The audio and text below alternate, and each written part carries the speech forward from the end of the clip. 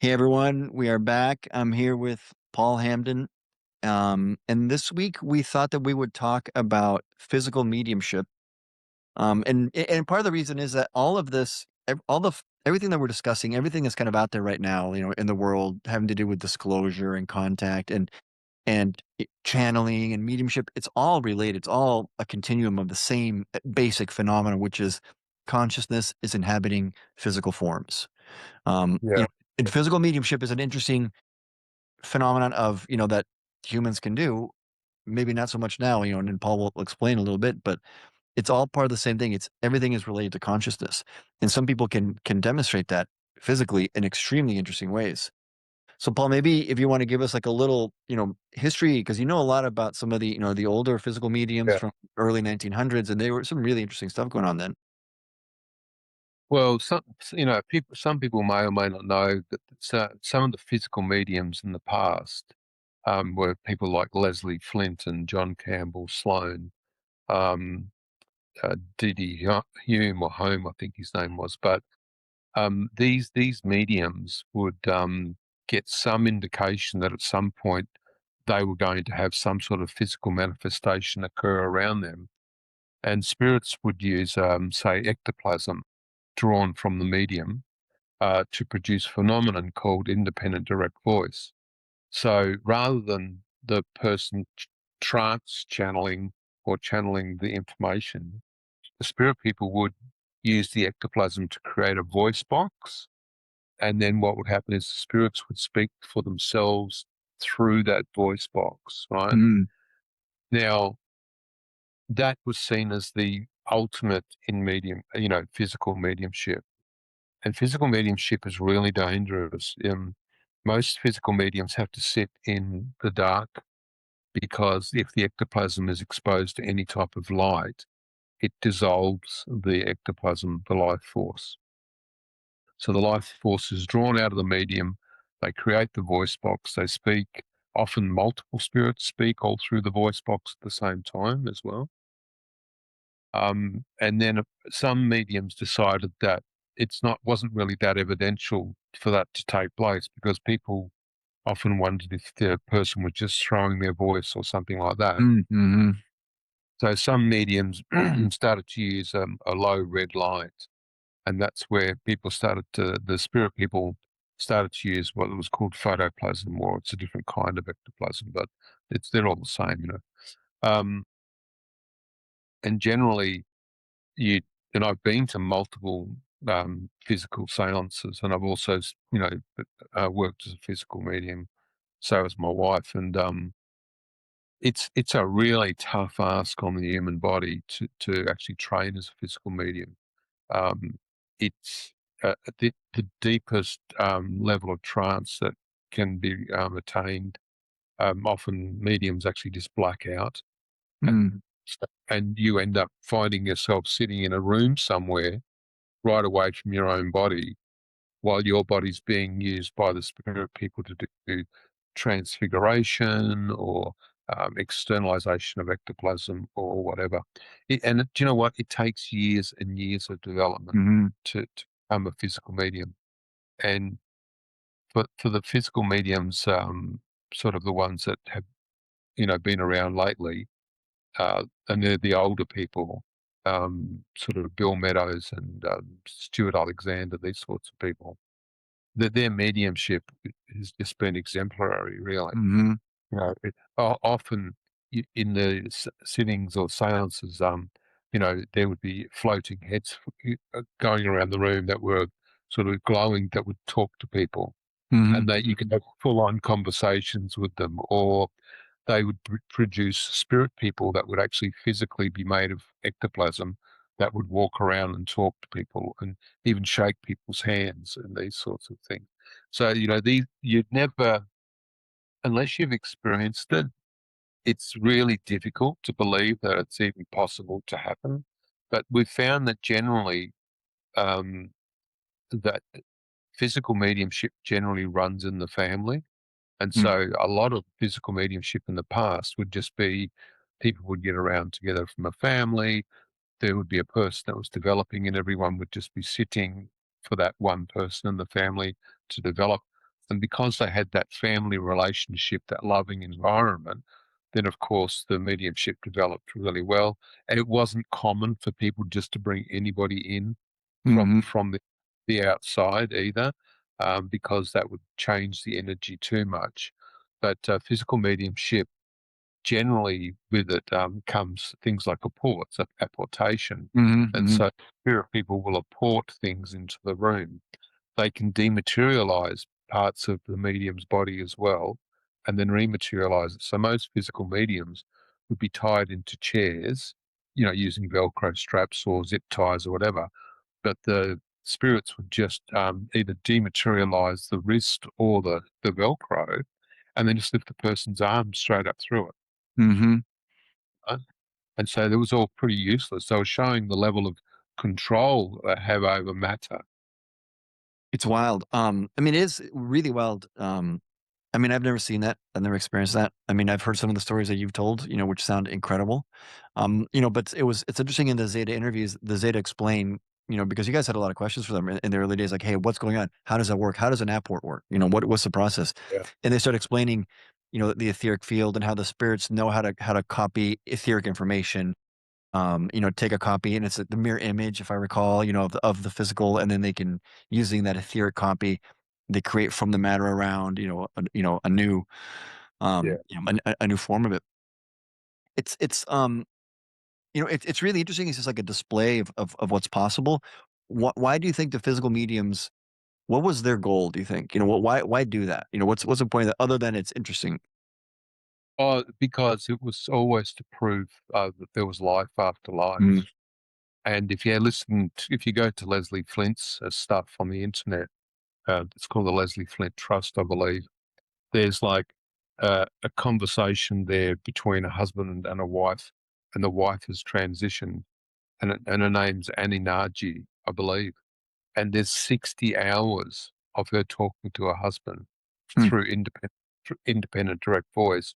Now, there's no way that Leslie Flint knew that much information about Annie or her mm, husband, and mm, he sits there and talks to her. Um, Also, there were a lot of other communicators that came through these mediums. People would often go and speak to their loved ones through the mediums as well to ask them questions. I can't find this in the house. Where did you leave it, or mm, whatever?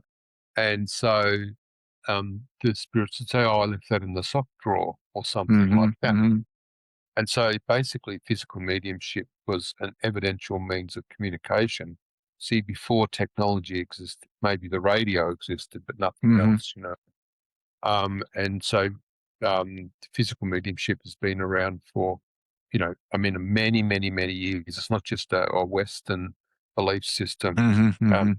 comes in through indigenous cultures, First Nations people. And they would have just been doing it as a natural part of their normal practice. Well, you can see how that So, would tie into the ancestor worship. I mean, that would be like a really intense way of, a real way of communicating with the ancestors.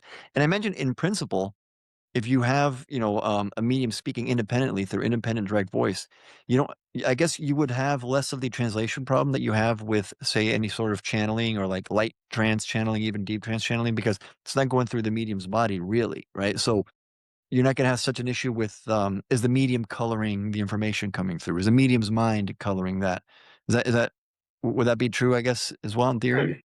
100%. So when people first start channeling, it's just words that are being transferred, and that's fine if they do that, and then they may start moving into being overshadowed, and then they might go into a light trance. But all those things require that the consciousness is present, and because Mm-hmm. of that, the capacity for the words of the communicator to come through the medium are always discolored.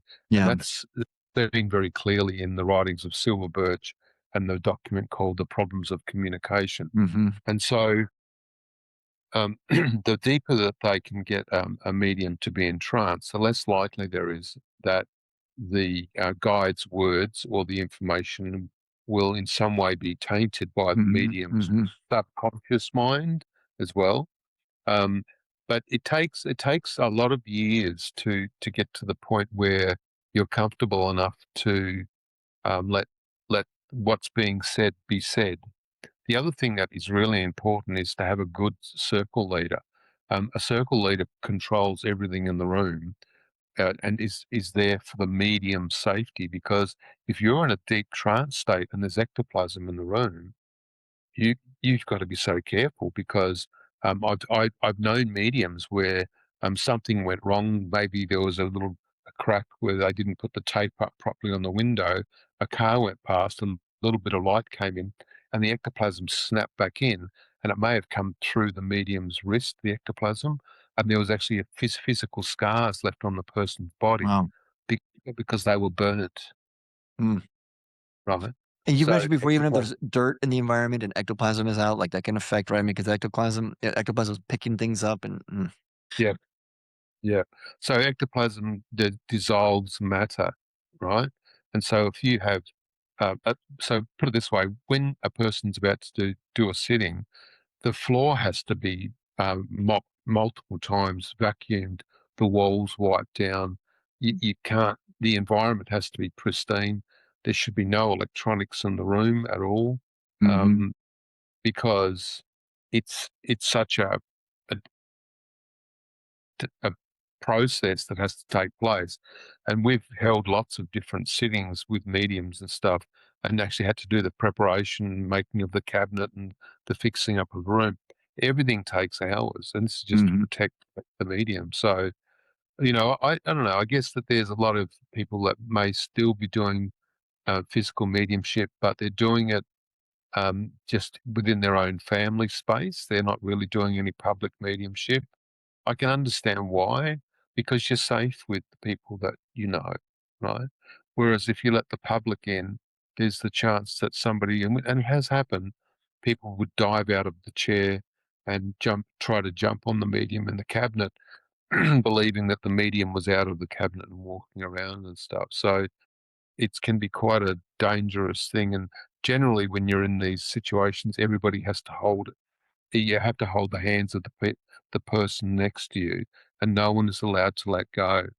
And often, in some of the bigger seances with 20 people, we'd Velcro people's legs to the chairs so that if you heard the Velcro being released, you'd know that somebody was going to try to get out of the chair. I mean, it's a really high security environment yeah, for the yeah, yeah, for the men. Yeah. yeah. I guess at some point they'd be like, okay, what is the point? I mean, you're bringing it into public, and even then, still no one's going to believe it. I mean, it's still going to be. I mean, we've had reports of this going back at least 100 years. Mm, And more. I mean, just 100 years, and that's then obvious, like published books. And if you go back, I'm sure you can find all sorts of stuff. But it doesn't. I mean, people are still going to be skeptical. So I mean, it's like the problem with UFO disclosure now. Until each person experiences it directly for themselves, no one's going to accept any account. Um, recordings aren't going to do anything. So what is the purpose of doing a public sitting then if you know no one's going to believe you anyways? And if you're just looking for information, you're looking for information for yourself or for then I could see basically keep it in the family or with a very small group. And also, as you've said many times, and as we've experienced, the energy of the people in the group are really important, right? So like the mental state of each person in the group. So over time, you need the right circle, and you want to try and maintain it stable. And if you start bringing in outside people, it's also their mental processes could mm, mess things up and influence things. So I can see how people kind of yeah. keep it quiet. I've done a lot of public work, so I've done lots of public sittings where I'd walk into a room and I probably would only know two or three people. There could be 40 people there, and hmm the Zetas would control the room, and not once did I ever feel that I was in any type of problematic area or danger, because the Zetas generally, they control the room so well, and they were able to do transfiguration. They understand spiritual concepts. They understand ectoplasm. They understand apportation. They understand what's required to speak to humans. And so often, when the Zetas are speaking to people, there could be out of 40 people, 10 people that are just unable to move. They're just basically sitting there unable to think, They're very anesthetized, which is Hmm. not Hmm. uncommon. And if it could be because the Zetas think that maybe those people could be problematic on some level. I'm not sure, but we've seen them do some pretty bizarre stuff in the sittings where they adjusted one person's hearing aids for them uh, because, and the person had forgotten that they were wearing their new hearing aids. But the Zetas realized that they could hear the frequency, nobody else could, and they realized that they needed to be tuned properly. So they tuned the hearing aids for the lady. She could hear perfectly, and then the sitting continued on. So they, it's not Huh. like they took them out of her ears and got a screwdriver or anything like that. They just did it using their own etheric technologies, right? Hmm. But I've done, I don't know, 100 public settings or even more, and it's always worked out okay. And this is where a lot of the information came from in the Zeta interviews and the primer of the Zeta race. It's Those. interesting. But it's quite different than from like, I guess, mediumship with spirits is going to be very different from mediumship with, an ET race, right? So that's kind of the difference that you bring is that you've done both and you feel it, you experience it, and it's, what the differences are. And the Zeta obviously have, like you're just describing now, abilities to do things that spirits don't seem to be able to do, or at least, I don't know, not that I've ever heard. Yeah, and this is the other thing is that generally if there can be a lot of spirit stuff going on around somebody and no extraterrestrial or interdimensional stuff, but the minute the extraterrestrials do turn up in someone's house, the spirit stuff actually seems to then manifest as Hmm. well.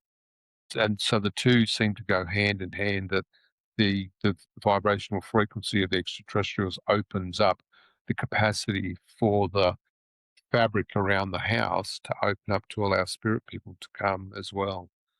It's an interesting Interesting. phenomenon. Yeah, Yeah. interesting. But the Zeta use a different, it's a very different process. In other words, the Zeta don't seem to be interested in ectoplasm. They never do anything with that. Now they have different goals as well, but and when it comes to you, I mean, it's always you're doing what you would call deep trance mediumship, right? Yeah. When you're bringing through the Zeta. So that's I mean, a little different from the physical mediums, but it's interesting that there's so many different ways, so many different types of communication, so many different processes that can happen Yeah. in different Yeah.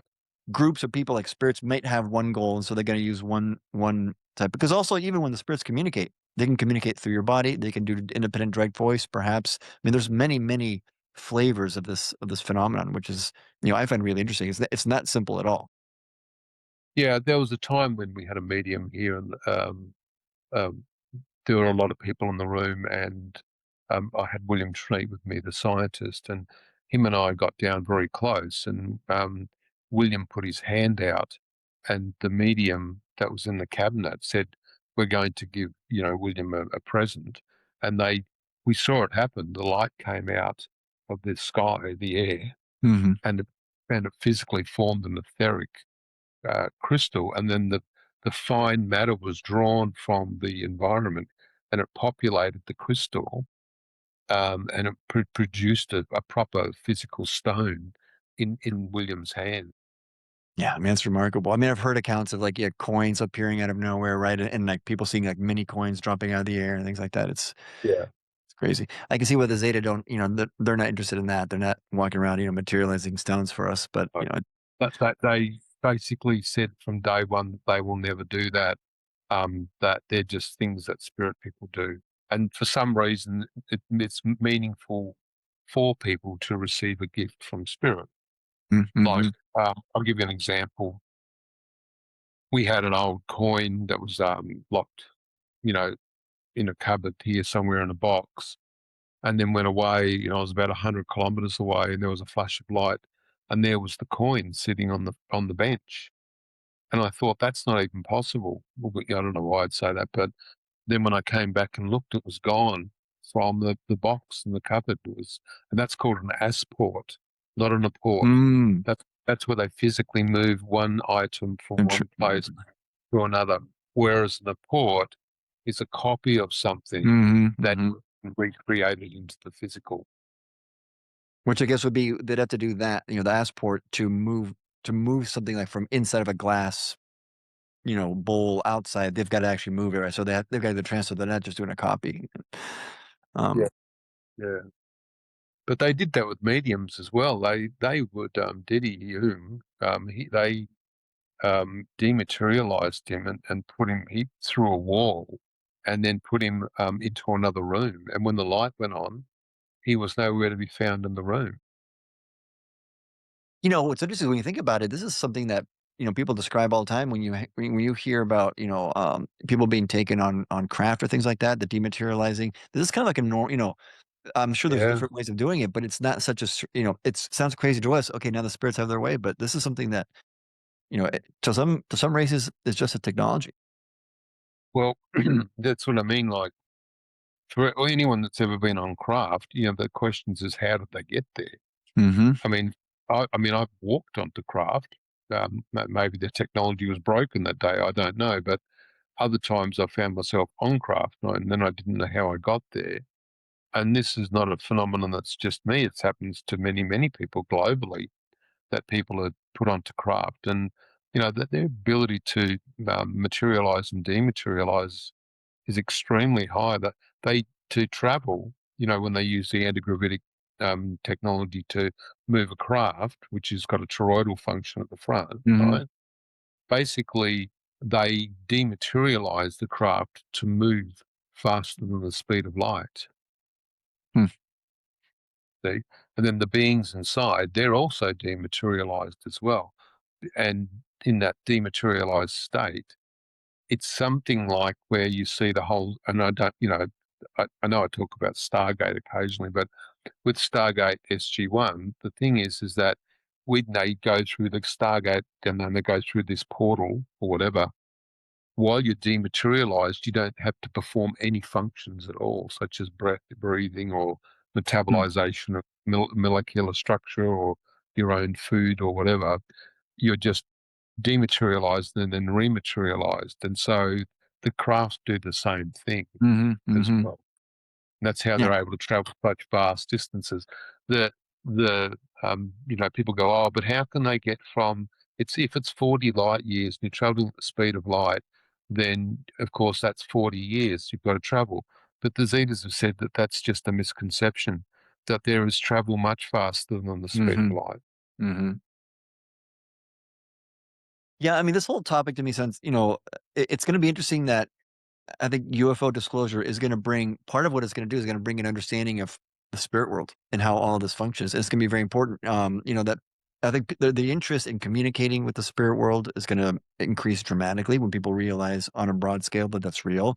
Because this is, that's some of what I got from the Zeta interviews is that, the Zeta see that as a very natural thing. I mean, the Zeta themselves essentially they're communicating with their collective consciousness, which sort of like fulfills the function of their spirit world. But for them, that's kind of like a part of an normal everyday life, which it will become for us as well. At some point, we're in the early phases of that.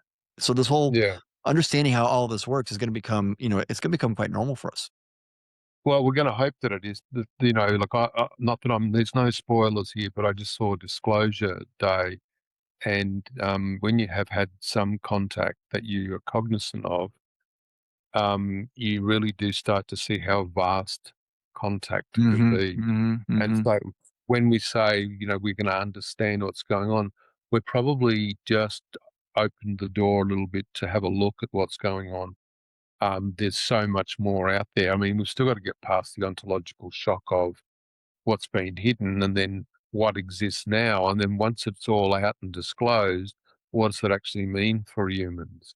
It's not like suddenly, everyone's going to be on the same thinking level, Yeah, yeah, reflection level regarding this. There's a yeah. lot to, there's a lot of thought that has to go into, well, what does this actually mean? And why is it that? Yeah, no, it's going to take a while, and I always think, when people say, okay, what's going to happen if we get proper singularity AI and it's everyone loses their jobs? Well, what are we going to do? And I always think we're going to have so much to do. We're going to be really, really busy. I mean, just understanding this is going to be the work of centuries, centuries for humanity of understanding how to discipline conscious, how to control consciousness, how to do this type of communication. It's going to take we're gonna have a lot to do. and that. I mean, that's a video that we can do at some point in regards to how do you maintain conscious contact in a contact situation, You, because it's extremely difficult to do. that would be a good topic. We should probably, wrap it up. But that Yeah. that could be a good topic for next week.